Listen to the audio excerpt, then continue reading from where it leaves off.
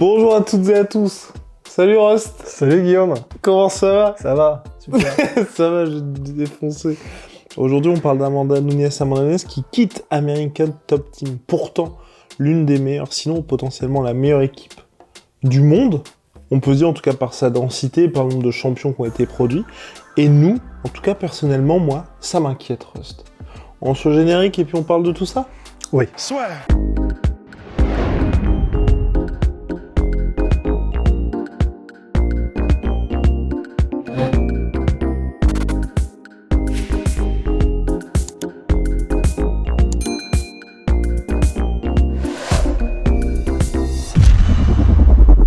Donc Amanda Nunes, comme vous le savez, qui a été battue par Juliana Peña en décembre dernier lors d'une nouvelle défense de ceinture tentée bantamweight, défaite surprise, et elle sait pas trop ce qui s'est passé à Amanda Nunes. En tout cas, ce qui est sûr, c'est qu'elle n'était pas elle-même.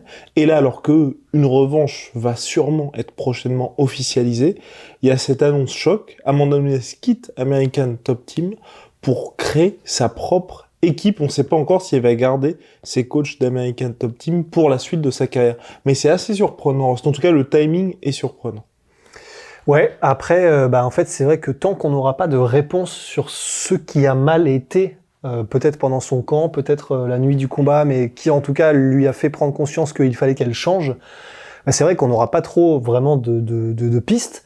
Mais c'est vrai que c'est étonnant parce que on peut que faire une liste monstrueuse de tous ceux qui sont passés par American Top Team. Donc il y a eu évidemment parmi ceux qui en ce moment vont combattre Colby Covington et Masvidal, il y a eu Johanna Jędrzejczyk qui est passé, Junior Dos Santos y est passé, Robbie Lawler, enfin il y a une liste de champions. Dustin Poirier, absolument, il y a une liste de champions monstrueuse qui est passée par là.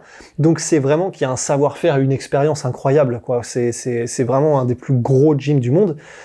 Et alors c'est un peu l'expression, tu sais, il doit y avoir un équivalent français, mais tant que c'est pas cassé, on change pas. Mais par contre, effectivement, c'est vrai que s'il y a bien un moment... Là, ça a bien été cassé. Voilà, s'il y a bien un moment où il faut réévaluer, effectivement, c'est peut-être maintenant, c'est vrai.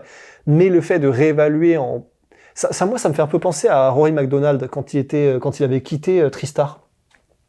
Où en gros, il y a quelque chose qui avait dû effectivement ne plus aller comme lui le voudrait, ou en tout cas peut-être qu'il ne s'y retrouvait plus, alors je crois qu'il avait dit qu'il voulait revenir en gros lorsqu'il avait quitté Tristar, qu'il voulait revenir avec son ancien club pour retrouver un peu de la hargne qu'il avait avant, qu'il avait un peu perdu. C'est peut-être ça pour Amanda Nunes, peut-être que juste en gros elle s'était trop, entre guillemets, elle était trop devenue habituée à être champion, à ne plus avoir cette faim, cette envie, cette hargne de combattre. Peut-être que c'est ça qu'elle va chercher ailleurs en se ressourçant. Mais c'est vrai que c'est un peu, c'est un petit peu étrange, quoi. Surtout après ce combat-là. Dans le sens où, personnellement, moi, pour Rory McDonald, il y avait effectivement ce traumatisme du combat contre Robbie Lawler, et ensuite le combat contre Stephen Wonderboy Thompson, où il gardait les séquelles du combat contre Robbie Lawler. Là, Amanda Nunes, il y a eu vraiment un non-match, un non-combat de sa part contre Peña, et c'est vrai que... Et c'est elle qui le dit, parce que je sais qu'on s'était fait pas mal incendier, mais pour le coup, c'est vraiment elle qui l'a dit, qu'elle n'était pas elle-même et qu'elle ne sait pas ce qui s'était passé. Du coup, voilà, c'est pas les nous choses au clair. Non, c'est juste que pour baser l'argument que tu vas faire, en gros, on se base pas que sur ce que nous on hypothétise, mais sur ce qu'elle a dit elle-même, comme ça, ça permet que tout soit abordé, tu vois. Et donc, c'est pas, à mon sens en tout cas, le fait qu'elle ait été dépassée par un mauvais game plan, par exemple ce qui se passe ces derniers temps avec Conor McGregor. Là, nous, on a envie qu'il aille dans un nouveau gym, parce que visiblement, il est peut-être entouré de yes men, ou peut-être que SBG montre ses limites pour Conor McGregor. Là, Amanda Nunes, sur le papier, elle a tout ce qu'il faut pour performer au plus haut niveau avec American Top Team. Et avec le combat qu'elle a fait, où clairement, c'est plutôt une défaillance mentale, psychologique qui a fait qu'elle a fait ce combat-là. Mais sinon, en soi, tout semble réuni pour qu'elle puisse performer au plus haut niveau. Et c'est pour ça que là, faire un changement comme ça, aussi brutal, après le combat qu'elle a fait, moi, ça me surprend énormément parce que je me dis, même si elle est dans un autre gym, la performance qu'elle a livrée contre Peña, personne ne pouvait s'attendre à ça. Ouais. Mais là, du coup, en fait, on en revient à il y a que elle qui sait exactement ce qui s'est passé. Parce que je sais pas, bon, on est humain et généralement quand on se pose des questions et qu'on essaie d'y répondre nous-mêmes sur nous, bah on les trouve les réponses en fait. Donc je me fais, c'est juste qu'elle a pas envie de nous le dire, mais je pense qu'elle le sait exactement ce qui s'est passé. Et du coup, en fait, enfin avec les cartes qu'on a, je me dis c'est forcément donc quelque chose qui s'est passé soit avec ses entraîneurs, soit peut-être une différence de vision du combat, une différence de vision des choses, peut-être dans la gestion du training camp, j'en sais rien. Mais le fait qu'elle dise je ne sais pas ce qui s'est passé, ça paraît quand même très étonnant. Donc elle le sait probablement et enfin si on met les puzzles qui se rejoignent tous, bon c'est donc effectivement probablement que quelque chose n'a pas été avec son camp d'entraînement et donc. Mais ce qui est étonnant c'est qu'elle crée son propre gym en fait. Parce que c'est vrai qu'à la limite qu'elle quitte American Top Team, ok. Mais là je suis d'accord. Mais le fait qu'elle crée son propre gym, ça m'étonne beaucoup plus. Parce que du coup, elle va être en mode, bah, j'imagine, hein, mais elle va probablement être en mode, donc c'est elle la patronne de son propre gym maintenant. À moins que Unless. Kayla Harrison est aussi American Top Team. Ah, tu penses que ce serait pour ça? Peut-être. C'est une très bonne piste en tout cas. Et là, ce serait en tout cas, selon moi, si la raison est Kayla Harrison, ce serait le plus logique, 2, le plus rassurant par rapport au choix d'Amanda Nunes. Vous le savez, elle a gagné énormément d'argent Amanda Nunes au cours de sa carrière. Elle a peut-être, pourquoi pas, se faire une team centrée autour d'elle, parce que c'est vrai qu'American Top Team, c'est génial pour les sparring, mais vous avez énormément à chaque fois de compétition au sein même de l'équipe qui fait que peut-être que tous les coachs ne vont pas toujours être concentrés autour de vous. Et c'est pour ça notamment que Colby Covington est parti, parce qu'il y avait Jorge Masvidal qui était dans la même team, et puis c'était pas en odeur de synthèse non plus avec Dustin Poirier. Mais c'est vrai que là, si Amanda Nunes décide de partir pour avoir une team qui est centrée autour d'elle, je dis pourquoi pas, et surtout si Kayla Harrison venait à signer à l'UFC. Pour l'instant, et c'est Ariel Helwani qui l'a dit, le PFL semble toujours tenir la corde pour signer une nouvelle fois Kayla Harrison.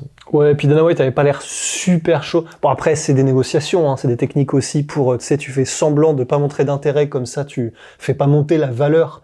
Et tu lui donnes même pas envie de faire monter sa propre valeur parce que du coup la personne se dit ah merde, bon bah il faut vraiment que je baisse mon prix pour au moins avoir la chance de.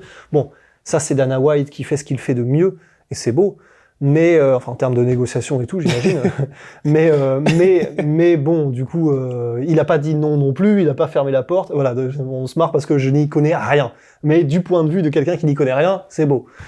Mais ouais, du coup, je peut-être, mais je vois mal. Enfin, je vois mal pourquoi est-ce que Amanda Nunes, qui est la porte-drapeau du MMA féminin et à plus forte raison du coup dans son propre gym, hein, enfin au American Top Team, je vois pas pourquoi elle sentirait qu'elle doit partir si le problème était Kayla Harrison. Ouais, mais regarde, ces derniers temps, un Oh. certain nombre de stars qui sont partis. John Jones a quitté son propre gym pour des raisons différentes, Ouais. mais John Jones est quand même parti. Wow. Il y a d'autres athlètes aussi, je n'ai pas de nom pour le moment, qui sont aussi partis de leur propre gym. Et puis j'ai envie d'ajouter, je sais pas si tu avais vu le Thrill and the Agony de l'UFC 269. Non. Au moment où, c'est génial cet instant-là, où Amanda Nunes tape face à Juliana Peña, il y a la réaction, il y a les caméras qui sont là, qui filment Kayla Harrison, et Kayla Harrison lance un fuck comme ça. Bah ouais, normal. C'est dingue. Ça c'est trop stylé. Et, Ouais, et normal. on est sûr que Dana White aussi s'est dit là, enfin, les deux dans les comptes, tu te dis, oh putain. Là, on vient de passer à côté du plus grand combat féminin de tous les temps. Bah ouais, non, alors là la réaction, c'est beau parce que vraiment c'est compréhensible, tu vois, c'est tellement humain parce que Elle était au premier rang en plus. elle était au premier rang, elle était aux premières loges et c'est vrai que bah Kayla Harrison qui est une compétitrice dans l'âme, mais vraiment, vous pouvez pas faire plus compétiteur que cette personne. Bah tu veux battre la personne que personne n'arrive à battre, c'est sûr, c'est ce qu'il y a de plus excitant. Et bon bah elle a perdu cette opportunité au profit de Juliana Peña qui est énorme, bravo à elle, mais c'est vrai que le fait que Amanda Nunes ait perdu contre Juliana Peña, ça fait moins monumental en termes de choc que si elle avait perdu donc contre Kayla Harrison, qui était donc l'autre invaincue. Enfin, elle n'était pas invaincue Amanda Nunes, mais Kayla Harrison qui était l'autre géante qui descend de lightweight. En plus, il y avait une super histoire. Et c'est vrai que c'est toujours plus impressionnant quand la première défaite vient d'un choc comme celui-là. Par exemple, on pense évidemment à John Jones Cormier, quoi. Ou même, ne serait-ce que chez les femmes, Nunez contre Cyborg. Absolument, ouais. Même si du coup Cyborg avait perdu, mais il y a son tout premier combat, donc effectivement, c'est vrai que... Bah, Nunes aussi a déjà perdu. Oui, c'est vrai. Dans la dynamique. Enfin, vous voyez ce qu'on veut dire, je pense.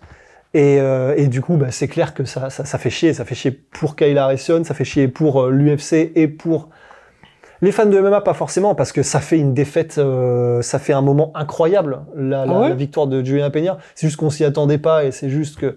Mais c'est un moment qui restera dans les annales du MMA féminin comme un énorme choc, c'est sûr. C'est juste que difficile de construire après, quoi. Exactement. Moi, je suis dans une situation où je me dis, ce combat-là peut très mal vieillir un petit peu, que ce soit quelque chose de similaire à Georges Saint-Pierre contre... Matt Serra. Exactement. Où Amanda Nunes va salement remettre les pendules à l'heure au deuxième, on va se dire, ah oui, en fait, c'est ça le vrai niveau de Juliana Peña. C'est le risque, et on va voir. Et du coup, peut-être qu'après, il y aura ce fameux choc entre Kyle Harrison et Amanda Nunes. Voilà, un petit peu en mode, je sais pas, Ruiz-Joshua, quoi, dans le sens, Ruiz perd un premier combat, essai inattendu contre Andy Ruiz, il revient, il bat Andy Ruiz, voilà, il remet les pendules à l'heure, mais du coup, ensuite, il y a moins ce côté aura qu'il y avait avant la première défaite, malgré tout, c'est sûr.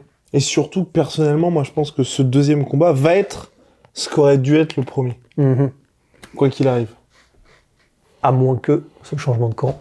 Affaire à suivre, en tout cas, mais c'est vrai que Juliana Peña profite de son titre sagement. Pour Amanda Nunes, personnellement, moi, je trouve que c'est assez inquiétant pour la suite de sa carrière. Ouais. J'aimerais juste, tu vois, que...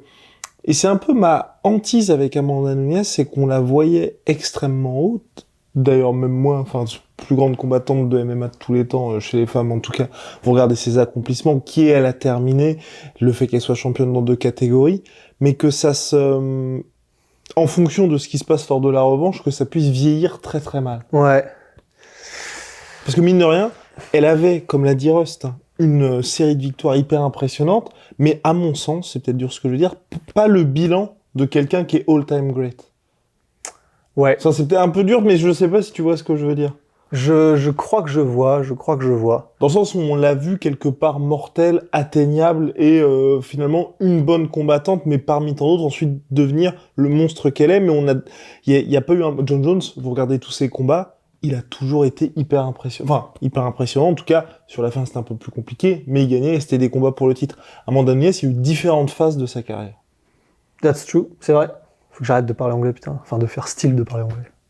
Mais c'est vrai. Donc, mais parfaitement bilingue, Birosti. On a terminé sur Amanda Nunes ? Ah, je crois. Affaire à suivre. En tout cas, on est curieux de voir un petit peu les raisons de ce changement, de si elle va garder ou non son même staff. Et puis surtout, on espère, moi j'espère personnellement... Il espère, une officialisation pour la revanche et savoir finalement de quel bois est fait Amanda Nunes. Big shout out à my sweet pea. Ma sweet birthday. Moins 38%, même plus. Je crois que là, on ajoute 22%. On n'est même pas à 30% de nos capacités. Exact. Ah oui, c'est les soldes en ce moment. Et sur toutes les soldes, vous ajoutez 22% avec le code LASFEUR. Eh oui. Générosité, quand tu nous tiens. Et puis Venom, sponsor de l'UFC, sponsor de LASFEUR. Allez, see ya, Big Hostie.